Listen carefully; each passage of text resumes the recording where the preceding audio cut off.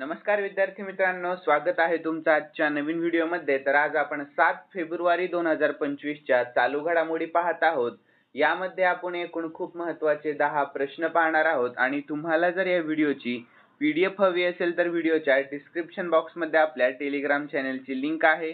तेथे तुम्हाला सर्व व्हिडिओच्या PDF अगदी फ्री मध्ये मिळतील। तर मित्रांनो, थोडाही वेळ वाया न घालवता आपण या व्हिडिओला सुरुवात करूयात।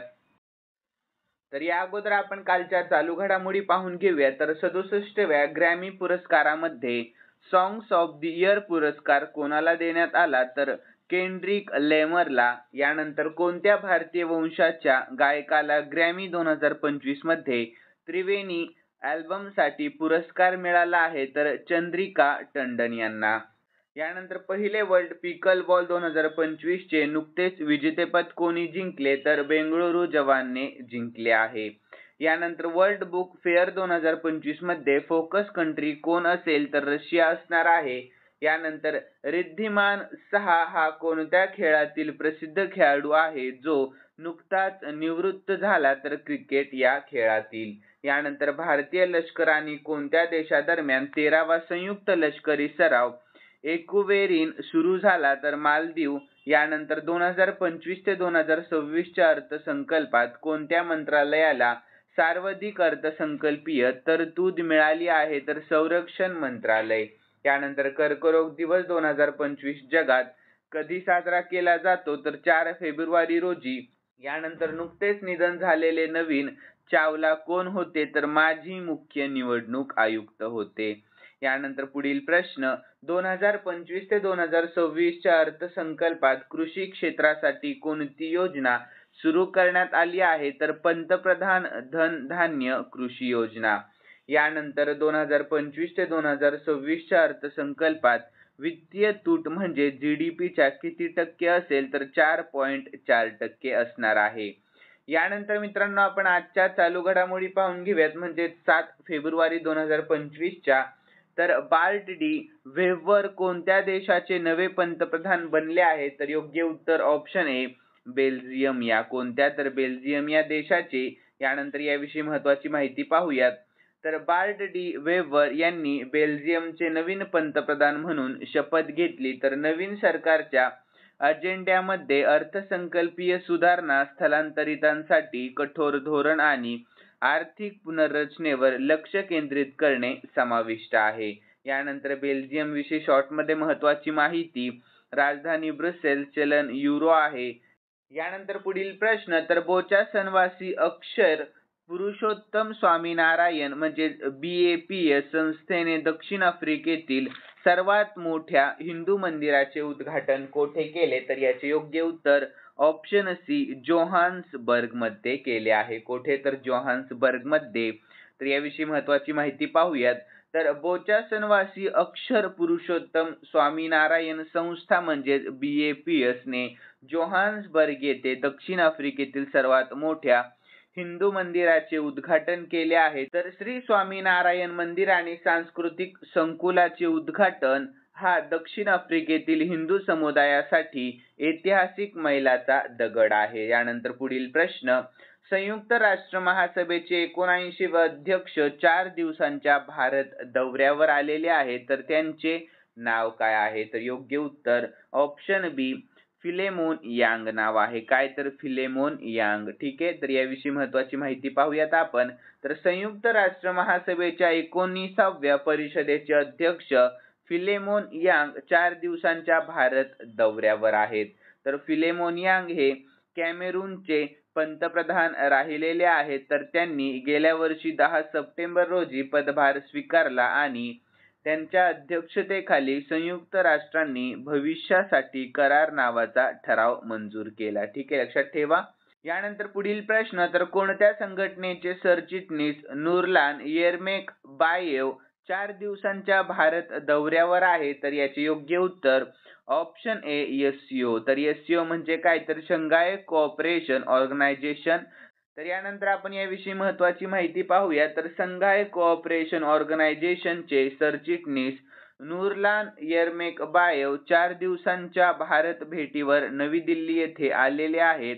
तर त्यांचा दौरा प्रादेशिक सहकार्य, सुरक्षा आणि व्यापार आणि आर्थिक वाढीला चालना देण्यासाठी भारताची वचनबद्धता अधोरेखित करतो.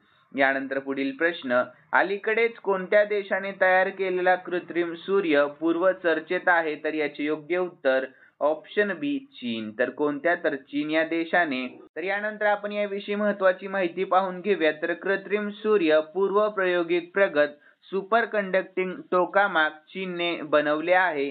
तर हा चीनचा आण्विक संलयन संशोधन प्रकल्प आहे. तर कृत्रिम सूर्य पूर्वेची संबंधित काही खास गोष्टी आपण पाहून घेऊयात. तर चीनच्या कृत्रिम सूर्याने 100 दशलक्ष अंश सेल्सिअस तापमानात 1000 सेकंदापेक्षा जास्त काळ प्लाझ्मा स्थिर ठेवला आहे. तर हे अणुसंलयन संशोधनातील एक महत्त्वाचे पाऊल आहे.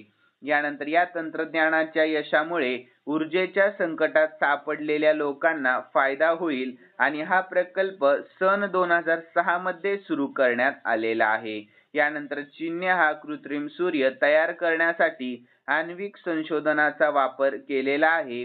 तर यानंतर पुढील प्रश्न, तर अलीकडेच कोणत्या देशाच्या राजधानीमध्ये छत्रपती शिवाजी महाराजांचा पुतळा बसवण्यात आला? तर याचे योग्य उत्तर ऑप्शन सी जपानिया.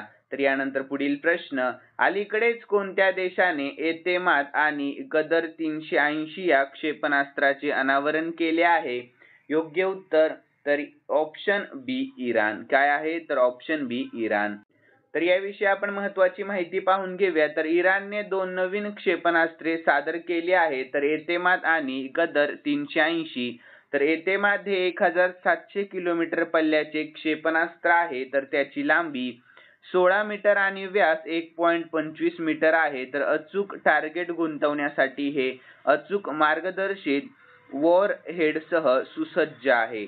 यानंतर गदर 380 हे युद्धनौका विरोधी क्रूझ क्षेपणास्त्र आहे ज्याचा पल्ला 1000 किलोमीटर जास्त आहे. यामध्ये अँटी जॉमिंग क्षमता आहे ज्यामुळे ते इलेक्ट्रॉनिक युद्धापासून सुरक्षित होते. यानंतर इराणविषयी शॉर्टमध्ये महत्त्वाची माहिती. राजधानी तेहरान, चलन आहे इराणी रियाल आणि सध्याचे राष्ट्रपती मसूद पेझेशकियान हे आहेत. यानंतर पुढील प्रश्न, कोणते राज्य 31 जानेवारी 2025 रोजी भारतातील सर्वाधिक रामसर साइट्स असलेले राज्य बनले आहे? तर याचे योग्य उत्तर ऑप्शन डी तामिळनाडू. कोणते? तर तामिळनाडू. तर याविषयी आपण महत्त्वाची माहिती पाहून घेऊया. तर जानेवारी 2025 मध्ये तामिळनाडूमधील 2 पक्षी अभयारण्य सक्कर कोट्टई आणि तीर्थगल रामसर साइट म्हणून नियुक्त केले गेले. यासह तामिळनाडूमध्ये आता सर्वाधिक 20 रामसर साइट्स आहेत, हेही लक्षात ठेवा. यानंतर पुढील प्रश्न, तर भारताच्या कोणत्या शेजारी देशाने अलीकडेच आपला 77वा स्थापना दिवस साजरा केला? तर योग्य उत्तर ऑप्शन ए श्रीलंका. या कोणत्या? तर श्रीलंका. तर यानंतर आपण श्रीलंकेविषयी शॉर्टमध्ये महत्त्वाची माहिती पाहूयात. राजधानी कोलंबो, चलन श्रीलंकन रुपया आणि सध्याचे राष्ट्रपती अनुराकुमारा दिसानायके आहेत आणि सध्याचे पंतप्रधान हरिनी अमरसूर्या हे आहेत. ठीक आहे, लक्षात ठेवा. यानंतर 10वा प्रश्न, भारतीय हज यात्रेकरूंना आरोग्य सेवा पुरवण्यासाठी केंद्र सरकारने कोणते ॲप सुरू केले आहे? तर योग्य उत्तर ऑप्शन डी हज सुविधा ॲप. कोणते? तर हज सुविधा ॲप. यानंतर एक प्रश्न आपण एक्स्ट्रा घेतलेला आहे मित्रांनो, महत्त्वाचा प्रश्न आहे, प्रश्नाकडे लक्ष द्या. तर मृत्यूचा अधिकार लागू करणारे देशातील पहिले राज्य कोणते बनले आहे? तर योग्य उत्तर ऑप्शन सी कर्नाटक हे राज्य. कोणते? तर कर्नाटक. तर याविषयी महत्त्वाची माहिती देखील पाहूयात. तर आपल्या राज्यात सन्मानाने मरण्याचा अधिकार लागू करणारे कर्नाटक सरकार देशातील पहिले राज्य ठरले. तर गंभीर आजारी आणि अशक्त रुग्णांना जीवनरक्षक उपचार सुरू ठेवायचे की नाही हे ठरवण्याचा अधिकार देण्यात आलेला आहे. तर हे इच्छामरण कायद्यापेक्षा वेगळे आहे आणि त्यासाठी कायदेशीर प्रक्रिया आवश्यक आहे.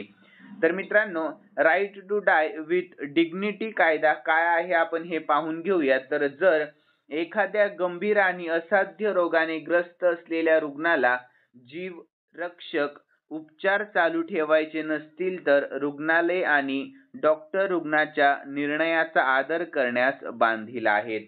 यानंतर कर्नाटक विषयी शॉर्ट मध्ये महत्त्वाची माहिती पाहूयात. राजधानी बेंगळुरू आहे सध्याचे मुख्यमंत्री सिद्धरामय्या, राज्यपाल सध्याचे थावरचंद गेहलोत आणि राष्ट्रीय उद्यान अंशी कुद्रेमुख, नागरहोल आणि बन्नेरघट्टा. यानंतर विद्यार्थी मित्रांनो, खालील प्रश्न मी स्पेशली तुमच्यासाठी ठेवलेला आहे आणि हा प्रश्न आपण कालच्या चालू घडामोडीमध्ये पाहिला होता. ज्यांनी कालचा व्हिडिओ पाहिलेला असेल त्यांना नक्कीच या प्रश्नाचे उत्तर येईल अशी मी अपेक्षा करतो. तर पहिले, वर्ल्ड पिकल बॉल 2025 चे विजेतेपद कोणी जिंकले? तर याचे योग्य उत्तर तुम्हाला आपल्या कमेंट बॉक्स मध्ये सांगण्याचा प्रयत्न करायचा आहे मित्रांनो. आणि तुम्हाला जर आजचा व्हिडिओ आवडलेला असेल तर नक्कीच या व्हिडिओला लाईक करा आणि सबस्क्राईब करायला अजिबात विसरू नका. तर चला भेटूयात नवीन व्हिडिओ मध्ये. धन्यवाद.